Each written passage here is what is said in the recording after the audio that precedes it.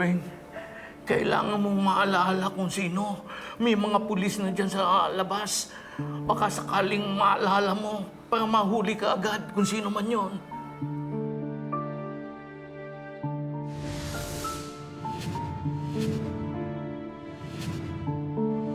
Gusto ko po sana na inigrab ko kita sa birthday mo po. Parang may pa-advance birthday gift ko lang ito sa'yo. Alam ko na ito ang magiging pinakamasaya kong birthday. Annalyn. Annalyn.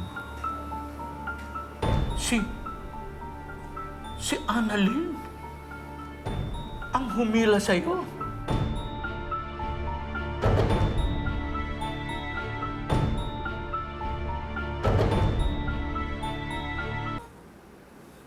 RJ, sigurado ka bang si Annalyn ang dahilan ng pagkakalaglag mo sa hagdan?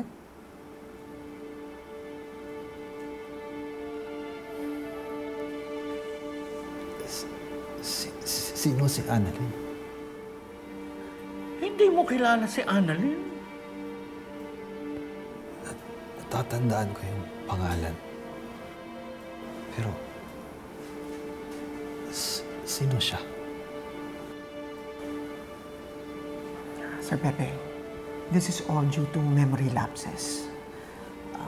RJ, si Annalyn ay doktora dito na anak mo. Anak ko? Di ba si Zoe ang anak ko? Obeng, alalahanin mo mabuti. Sino ang humila sa'yo? Balikan mo. Tay! Pakipatay yung ilaw. Nasisilaw ako. Ayan na, RJ, pinatay ko na yung ilaw. Nasisilaw ka pa ba? Okay. Sir, siguro tsaka na lang po natin siya tanungin ulit. Baka lalo'y kasama po niya eh.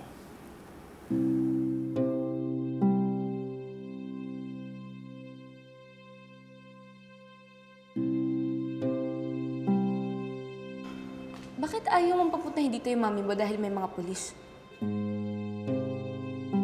May problema ba doon? Hindi ba dapat andito nga si Ma'am Moira? Para kapag may nabanggit si tatay tungkol sa kung sino gumawa sa kanya doon, malaman agad natin. Yun nga eh. Ayoko siyang pupuntahin dito dahil sigurado susugurin niya kung sino man yun. Uunahan niya yung mga pulis and I don't want her to get involved. Oh, Zoe. Buti nandito ka. Tito, kamusta po si Daddy? Nakausap na namin siya, pero he's still disoriented. Sensitive to light and may mga memory lapses pa rin.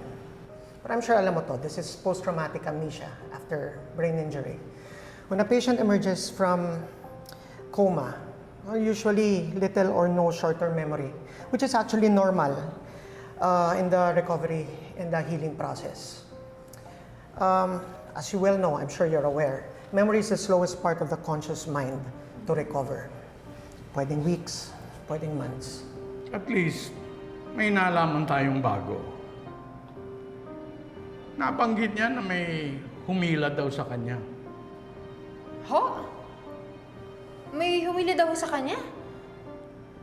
Nakilala ba niya kung sino? Hindi niya matukoy. Pero, nabanggit niya, ikaw, Annalyn. Ako po! Lo, hindi ko po matutulak yung tatay ko.